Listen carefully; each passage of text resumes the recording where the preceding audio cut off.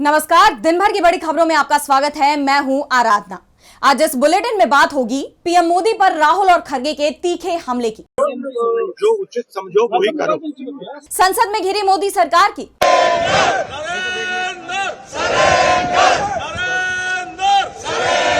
देखेंगे पश्चिम बंगाल में क्यों मतदाता सूची पर छिड़ा संग्राम, मणिपुर में सरकार गठन के साथ ही क्यों भड़की हिंसा, जानेंगे असम में सीएम हिमंता के खिलाफ क्यों हो रही है एफआईआर की तैयारी, और बुलेटिन के आखिर में देखेंगे ईरान और अमेरिका में सुनाई दे रही जंग की आहट को।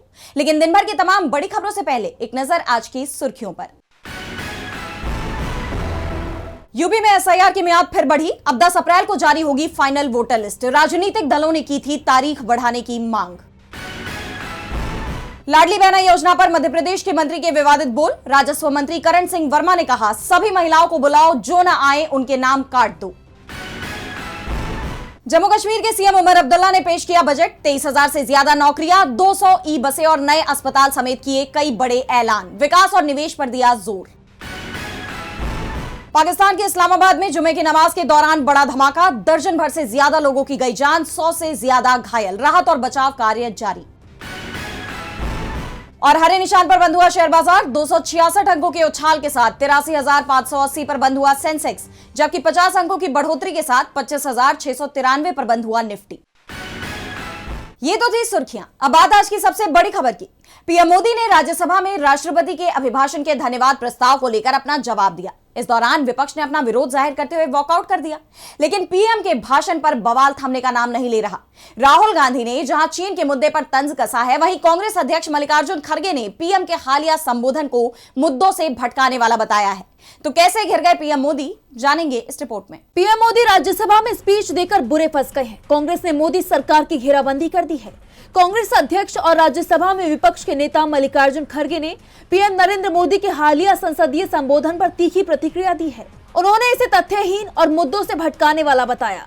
खड़गे ने एक्स पर एक वीडियो जारी करते हुए कहा, पीएम के भाषण पर रिएक्ट करने की जरूरत नहीं है, फिर भी जितनी घटिया बातें उन्होंने बोली है, मैं रिप्लाई जरूर देना चाहूंगा। झूठी बातों को दोहराना नरेंद्र मोदी का काम रहा है। अपने 97 मिनट के भाषण में उन्होंने कोई भी महत्वपूर्ण और जरूरी बात नहीं की। वहीं जब हमने राष्ट्रपति जी के अभिभाषण पर अपने वक्तव्य रखे, तब भी प्रधानमंत्री ने किसी बात का जवाब नहीं दिया। वो सिर्फ 100 साल, 75 साल, 50 साल की बात करते रहे। खड़गे ने पूर्व सेना प्रमुख जनरल एम नरवणे की किताब का जिक्र करते हुए सरकार को आड़े हाथों लिया। उन्होंने कहा कि सत्ता पक्ष सदन में किताब के अस्तित्व से इनकार कर रहा है, जबकि वो सार्वजनिक रूप से चर्चा में है। बोल रहे हैं कि वो किताब नहीं, पब्लिश नहीं हुआ। डिफेंस मिनिस्टर बोल रहे हैं, अरे आपके पीछे, आपके तले वो है किताब, आप उसको डिनाई करें। खड़गे ने सवाल उठाया कि जब राहुल गांधी ने इस पर तथ्य रखे तो सरकार रक्षात्मक क्यों हो गई? अगर इंटेलिजेंस इतनी ही सटीक है तो पुलवामा जैसे हमलों को क्यों नहीं रोका जा सका? खड़गे ने आगे कहा, उनको एक डर है, जब राहुल जी उठते हैं तो क्या सवाल उठाएंगे, क्या बोलेंगे, कहां से क्या लाएंगे, ये डर उनमें है। इसीलिए मोदी जी सदन में बैठते ही नहीं। इसके साथ ही कांग्रेस अध्यक्ष ने दावा करते हुए कहा कि एप्स्टीन फाइल्स में नाम आने के डर से प्रधानमंत्री दबाव में है और इसी दबाव के चलते अमेरिका के साथ ट्रेड डील की गई है। वहीं पीएम मोदी की स्पीच पर नेता प्रतिपक्ष राहुल गांधी ने भी जवाब दिया और कहा, जो उचित समझो वही करो। राहुल गांधी ने साफ कर दिया कि वो इधर उधर के सवाल जवाब में नहीं उलझेंगे। जनरल नरवणे की किताब से जो जिन बोतल से निकल चुका है, सरकार को उसका जवाब देना ही पड़ेगा। यानी एक तरह से विपक्ष ने सरकार को घेर लिया है। अब सरकार विपक्ष के इन हमलों से कैसे बचती है, ये देखना दिलचस्प होगा। राहुल और खड़गे ने चीन से लेकर अमेरिका तक पीएम मोदी के रुख पर तीखा हमला बोला है। संसद के बाहर विपक्ष के नेताओं ने प्रदर्शन भी किया। इस दौरान उनके हाथ में पोस्टर भी था जिस पर भारत और अमेरिका ट्रेड डील को ट्रैप डील बताया गया। वहीं सदन में भी कई मुद्दों पर बहस देखी गई। इस दौरान सोशल मीडिया पॉलिसी बनाने की मांग भी उठी, जिसके बाद दोनों सदन स्थगित हो गए। तो क्या कुछ हुआ संसद में खास, आइए देखते हैं इस रिपोर्ट में। लोकसभा में बजट सत्र के 8वें दिन भी हंगामे का सिलसिला जारी रहा। सदन की कार्यवाही शुरू होने से पहले ही मकर द्वार पर विपक्ष ने भारत और अमेरिका के बीच हुई ट्रेड डील को लेकर प्रदर्शन किया। इस ट्रेड डील को विपक्ष की तरफ से ट्रैप डील करार दिया गया। इस दौरान कांग्रेस सांसद प्रियंका गांधी समेत कई कांग्रेस के वरिष्ठ नेताओं ने अपना विरोध दर्ज किया। इसकी जानकारी साझा करते हुए पार्टी ने एक्स पर पोस्ट किया कि नरेंद्र मोदी ने अमेरिका की शर्तों पर ट्रेड डील कर हमारे किसानों को बर्बाद करने की ठान ली है। वहीं लोकसभा में नेता विपक्ष को देशहित से जुड़े मुद्दों पर बोलने नहीं दिया जा रहा। ये लोकतंत्र का अपमान है। विपक्ष के सांसदों ने सरकार की इस मनमानी के खिलाफ विरोध प्रदर्शन किया। सिर्फ संसद के बाहर ही नहीं बल्कि सदन के अंदर भी विपक्ष का विरोध देखने को मिला। इस दौरान सरकार पर विपक्ष को नहीं बोलने देने के आरोप लगे। वहीं जब सदन की कार्यवाही शुरू हुई तो विपक्षी सांसदों ने कई मुद्दे उठाए, जिसमें हाल ही में गाजियाबाद में घटी घटना का भी जिक्र हुआ। आपको याद होगा कि हाल ही में गाजियाबाद में 3 सगी नाबालिग बहनों ने 9वीं मंजिल से कूदकर अपनी जान दे दी। इसे लेकर कांग्रेस ने केंद्र से एक सोशल मीडिया पॉलिसी बनाने की अपील की है। इस दौरान गलत जानकारी, झूठ और ऑनलाइन धमकियों के बेरोक टोक फैलने और इसके लिए जिम्मेदार लोगों पर कोई जवाबदेही न किए जाने का भी जिक्र किया गया। गाजियाबाद वाले मामले पर कांग्रेस सांसद राजीव शुक्ला ने कहा कि रिपोर्ट से पता चलता है कि सोशल मीडिया कंटेंट और अफवाहों ने उनकी मानसिक स्थिति पर बुरा असर डाला था। हम ऐसे दौर से गुजर रहे हैं जहां हथियारों और जहर को रेगुलेट करने वाले कानून हैं, लेकिन सोशल मीडिया पर झूठ फैलाने वालों के लिए कोई ठोस जवाबदेही तय नहीं की गई है। मैं सरकार से इस मुद्दे पर एक पारदर्शी पॉलिसी लाने की गुजारिश करता हूं। एक ऐसी पॉलिसी जो अभिव्यक्ति की आजादी की रक्षा करे और साथ ही गलत जानकारी फैलाने वालों के लिए जवाबदेही भी तय करे। वहीं राज्यसभा में कांग्रेस सांसद दिग्विजय सिंह ने कहा कि नेशनल ई गवर्नेंस डिवीजन की हालिया रिपोर्ट प्रमुख प्रदर्शन संकेतकों के मानकीकृत परिणामों की कमी की तरफ इशारा करती है।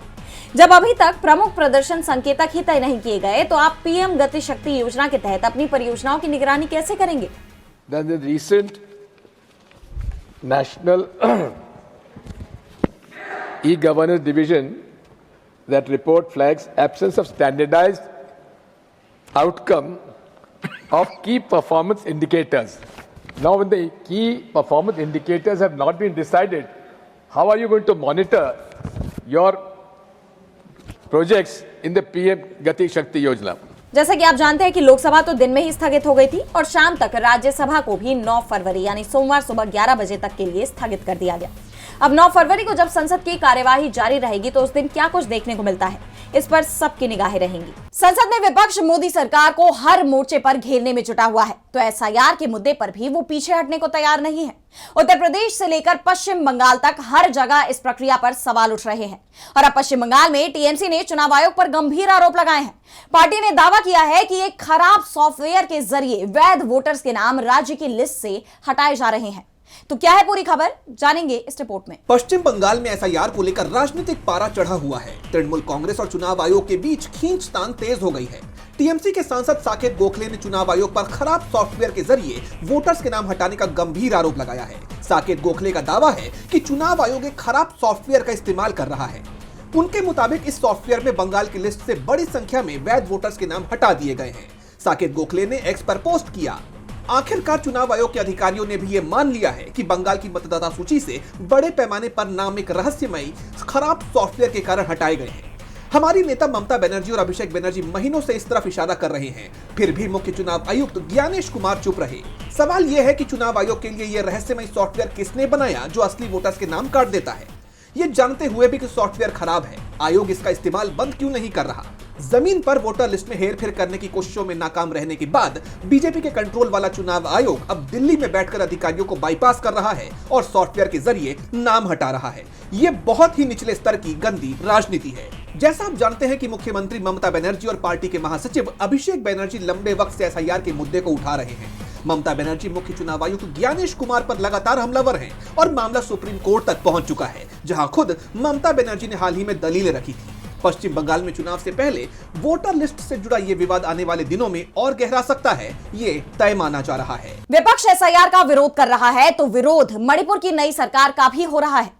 राज्य में एक बार फिर हिंसा भड़क उठी है। सरकार के खिलाफ कुकी समुदाय ने मोर्चा खोल दिया है, साथ ही एक बड़ी मांग भी कर दी है, जिसके चलते राज्य में सरकार बनते ही बीजेपी के लिए मुश्किलें खड़ी हो गई हैं। तो क्यों एक बार फिर हिंसा की चपेट में आया मणिपुर, जानने के लिए देखिए ये रिपोर्ट। मणिपुर में एक साल बाद राष्ट्रपति शासन खत्म कर बीजेपी ने नई सरकार का गठन कर लिया, लेकिन सरकार बनते ही राज्य में एक बार फिर अशांति फैल गई और इस अशांति ने 5 फरवरी की शाम हिंसा का रूप ले लिया। राज्य के चुराचांदपुर जिले में नई सरकार के गठन को लेकर तनाव अचानक भड़क गया। जिले के तुइबोंग बाजार इलाके में बड़ी संख्या में लोग सड़कों पर उतर आए। प्रदर्शनकारियों ने नई सरकार के खिलाफ नारेबाजी की, टायर और लकड़ियां जलाकर सड़कें जाम करने की कोशिश की गई। हालात तेजी से बिगड़ते चले गए। सुरक्षा बलों ने भीड़ को कंट्रोल करने की कोशिश की और इस दौरान प्रदर्शनकारियों और सुरक्षा कर्मियों के बीच झड़प और पत्थरबाजी भी हुई। इसी कड़ी में आदिवासी संगठन जॉइंट फोरम ऑफ 7 ने कुकी बहुल चुराचांदपुर में 6 फरवरी को सुबह 6 से 12 घंटे का बंद बुलाया है।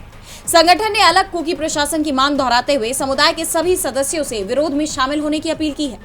कुकी जो काउंसिल ने कहा कि अगर समुदाय का कोई विधायक संगठन के सामूहिक फैसले की अनदेखी करता है तो वो ऐसा अपनी व्यक्तिगत हैसियत में करेगा और ऐसे एक तरफा फैसलों के नतीजों के लिए संगठन जिम्मेदार नहीं होगा।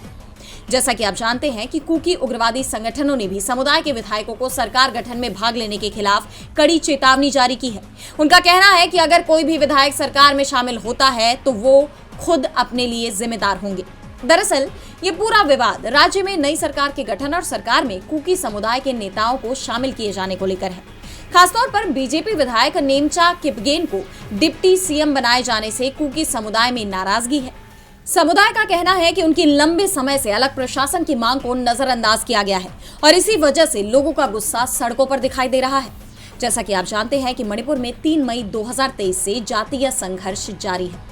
मैतेई समुदाय की अनुसूचित जनजाति यानी एसटी दर्जे की मांग और कुकी समुदायों के आदिवासी एकजुटता मार्च को राज्य में फैली अशांति की अहम वजह माना जाता है। इस जातीय संघर्ष के दौरान लोगों की जान गई थी और हजारों लोग विस्थापित हो गए थे जो अभी तक दोबारा स्थापित नहीं हो पाए हैं। वहीं नई सरकार के गठन को लेकर यह माना जा रहा है कि राज्य में स्थिति पहले जैसी हो सकती है, लेकिन राज्य में शांति बहाल होने के बजाय एक बार फिर हिंसा भड़क गई। अब बीजेपी सरकार इन हालात से कैसे निपटती है ये देखना होगा। मणिपुर में नए सरकार के गठन के साथ ही बीजेपी मुश्किलों से घिर गई है, तो मुश्किलें असम के सीएम हिमंता बिस्वा शर्मा की भी बढ़ती नजर आ रही हैं। सीएम ने हाल ही में अल्पसंख्यकों को लेकर एक विवादित बयान दिया था जिस पर बवाल तेज हो गया है। एक तरफ कांग्रेस ने सीएम शर्मा के खिलाफ बड़ा मोर्चा खोलने का ऐलान कर दिया है, तो दूसरी तरफ मामला सुप्रीम कोर्ट तक पहुंच चुका है। देखिए ये रिपोर्ट। असम के मुख्यमंत्री हिमंता बिस्वा शर्मा की मुश्किलें बढ़ गई हैं। उनका ही बयान उन्हें भारी पड़ गया है। दरअसल हाल ही में उन्होंने मुस्लिम समुदाय को मियां कहकर संबोधित किया था और विवादित बयान देते हुए कहा था कि मियां समुदाय के लोगों को भारत में वोट डालने का अधिकार नहीं है, उन्हें बांग्लादेश में मतदान करना चाहिए। कोई मुस्लिम रिक्शा वाला अगर 5 रुपए मांगे तो उसे 4 रुपए दो, खूब परेशान करो। अब उनके इन बयानों को लेकर कांग्रेस पार्टी के अल्पसंख्यक नेता आहत हो गए हैं। उन्होंने देशव्यापी कानूनी मोर्चा खोलने की तैयारी कर ली है और इसके लिए अलग अलग राज्यों में 100 से ज्यादा एफआईआर दर्ज कराने की तैयारी चल रही है। अब तक अहमदाबाद और उत्तर प्रदेश के कुछ शहरों में शिकायतें दर्ज भी कराई जा चुकी हैं। इस मुहिम का मकसद ये संदेश देना है कि ऐसी बयानबाजी और ध्रुवीकरण की राजनीति को केवल असम तक सीमित नहीं रहने दिया जाएगा, बल्कि देश भर में इसका विरोध होगा। तो वहीं मामला सुप्रीम कोर्ट भी पहुंच चुका है। आपको बता दें कि जमीयत उलेमाए हिंद ने सुप्रीम कोर्ट में याचिका दायर कर सीएम बिस्वा शर्मा के बयानों को हेट स्पीच बताया है और संवैधानिक पदों पर बैठे व्यक्तियों के खिलाफ सख्त दिशा निर्देश तय करने की मांग की है। तो दूसरी तरफ कांग्रेस सांसद गौरव गोगोई ने मुख्यमंत्री पर सुप्रीम कोर्ट के पुराने फैसलों का गलत हवाला देने और सांप्रदायिक घृणा फैलाने का आरोप लगाया है। इतना ही नहीं, प्रसिद्ध असमिया बुद्धिजीवी हिरेन गोहाई और असम के पूर्व डीजीपी हरे कृष्ण डेका सहित असम के कई सिविल सोसाइटी संगठनों के सदस्यों ने गुवाहाटी हाईकोर्ट के मुख्य न्यायाधीश को पत्र लिखकर मुख्यमंत्री हिमंता के खिलाफ सुओ मोटो संज्ञान लेने की मांग की है। पत्र में आरोप लगाया गया कि मुख्यमंत्री ने मियां समुदाय के खिलाफ बार बार नफरत भरे भाषण दिए हैं जो संविधान और कानून के मूल सिद्धांतों के खिलाफ है। तो वहीं कांग्रेस ने सीएम हिमंता को बड़ी मुसीबत में डाल दिया है। कांग्रेस ने whoishbs.com नाम से एक वेबसाइट भी लॉन्च की है जिसमें मुख्यमंत्री के खिलाफ भ्रष्टाचार और अन्य आरोप दर्ज कराने की सुविधा दी गई है। जैसे आप जानते हैं कि मुस्लिमों को सीएम बिस्वा शर्मा अक्सर मियां संबोधित करते हैं जो इस समुदाय का अपमान दिखाता है, लेकिन अब उनकी मुश्किलें बढ़ गई हैं। अब देखना ये होगा कि सीएम बिस्वा शर्मा अपने बयान पर क्या सफाई देते हुए नजर आते हैं। असम में चुनाव से पहले सियासत गरमाई हुई है, वहीं महाराष्ट्र की सियासत में भी काफी हलचल देखी जा रही है, जहां एनसीपी के दोनों गुटों के विलय की चर्चा तेज है। एक तरफ कहा जा रहा है कि दोनों गुटों का विलय होना तय था, लेकिन अजित पवार के असमय निधन के कारण ऐसा नहीं हो सका। वहीं दूसरी तरफ एनसीपी शरद पवार गुट से विधायक रोहित पवार ने विलय को लेकर एक बड़ी जानकारी दे दी है। तो क्या कहा है रोहित पवार ने, जानने के लिए देखिए ये रिपोर्ट। 28 जनवरी को महाराष्ट्र के उप मुख्यमंत्री अजित पवार की प्लेन क्रैश में जान चली गई। उनके निधन के बाद से एनसीपी के दोनों गुटों के विलय पर तरह तरह की खबरें सामने आ रही हैं। एक तरफ सुनेत्रा पवार राज्य की डिप्टी सीएम बनी हुई हैं, तो दूसरी तरफ चर्चा तेज है कि वो एनसीपी के राष्ट्रीय अध्यक्ष के तौर पर भी जिम्मेदारी संभाल सकती हैं। साथ ही एनसीपी का विलय भी हो सकता है। दरअसल बीते कुछ दिनों में एनसीपी अजित पवार गुट के कई नेताओं ने विलय को लेकर असमंजस जताया था, लेकिन अब एनसीपी शरद पवार गुट से विधायक रोहित पवार ने विलय को लेकर बड़ा दावा किया है। उन्होंने कहा है कि इस पर अब तक परिवार में कोई बात नहीं हुई है, हम 13 दिनों की अवधि के बाद इस पर बात करेंगे। सुनेत्रा काकी ने डिप्टी सीएम के तौर पर जिम्मेदारी संभाली है, वो 9 फरवरी के बाद विलय के मसले पर बात करेंगे, इसलिए हम इस विषय पर तभी बात करेंगे। जैसा आप जानते हैं कि अजित पवार के निधन से कुछ वक्त पहले ही कहा जा रहा था कि एनसीपी के विलय को लेकर चर्चा हो रही है, लेकिन उनके निधन के बाद दोनों गुटों की तरफ से अलग अलग बयान आए। लेकिन जब शरद पवार ने बहू सुनेत्रा पवार और पोतो जय पवार और पार्थ पवार से मुलाकात की तो चर्चाओं को फिर से बल मिल गया। आपको याद होगा कि शरद पवार ने विद्या प्रतिष्ठान स्थित कार्यालय में एक बैठक की थी, उसमें उनकी पत्नी प्रतिभा मौजूद थी। इसके अलावा अजित पवार के दोनों बेटे जय और पार्थ पवार भी थे। यही नहीं, उनके भाई श्रीनिवास और चचेरे भाई राजेंद्र पवार और उनके बेटे रोहित पवार भी मौजूद थे। इस बैठक में क्या बातचीत हुई, इसके बारे में कोई जानकारी सामने नहीं आई है। तो दूसरी तरफ खबरें हैं कि बैठक में एनसीपी के दोनों गुटों का संभावित विलय और आगामी जिला परिषद चुनाव को लेकर चर्चा हुई थी। अब सबको 9 फरवरी का इंतजार है। देखना दिलचस्प होगा कि सुनेत्रा पवार विलय के मसले पर क्या बात करती हैं। और बुलेटिन के आखिर में देखेंगे ईरान और अमेरिका में सुनाई दे रही जंग की आहट को। ईरान और अमेरिका के बीच हुई ओमान में बातचीत में सहमति बनती नजर नहीं आ रही। ईरान अपनी शर्तों पर अड़ा है और अमेरिका भी अपनी जिद पर कायम है। इस बीच दोनों देशों ने अपनी सैन्य तैनाती भी बढ़ा दी है। अमेरिका ने नागरिकों को एडवाइजरी तक जारी कर दी है, जिसके बाद सवाल ये उठ रहे हैं कि क्या मिडिल ईस्ट में शांति भंग हो जाएगी। अमेरिका और ईरान भले ही बातचीत की मेज पर आ गए हैं, लेकिन दोनों देशों में जंग का खतरा अब टलता नजर नहीं आ रहा। ओमान के मस्कट में ईरान की विदेश मंत्री अब्बास अराक्ची और अमेरिका के राष्ट्रपति डोनाल्ड ट्रंप के सलाहकार स्टीव विटकॉफ और जैरेड कुशनर के बीच बातचीत हुई, लेकिन इस दौरान भी दोनों पक्षों में मतभेद नजर आया। ईरान ने पहले ही शर्त रखी थी कि केवल परमाणु कार्यक्रम पर बातचीत होगी, लेकिन बताया यह जा रहा है कि अमेरिका ने ईरान की मिसाइल क्षमता का मुद्दा भी उठाया, जिसके बाद दोनों पक्षों के बीच तनाव बढ़ता नजर आया। साथ ही पूरी दुनिया भी टेंशन में नजर आ रही है, क्योंकि अगर इस बैठक में शांति का कोई रास्ता नहीं निकला तो पूरा मिडिल ईस्ट युद्ध की आग में जल सकता है। वार्ता सफल नहीं हुई तो फिर जंग होनी तय है। अमेरिका और ईरान दोनों की तरफ से जंग की भी पूरी तैयारियां की जा रही हैं। अमेरिका ने अरब सागर में अपना युद्धपोत अब्राहम लिंकन तो तैनात किया ही है। अब अमेरिकी मीडिया रिपोर्ट्स में कहा जा रहा है कि अमेरिकी लड़ाकू विमान ईरानी supreme leader Ayatollah Ali Khamenei के सीक्रेट बंकर को टारगेट किए हुए हैं।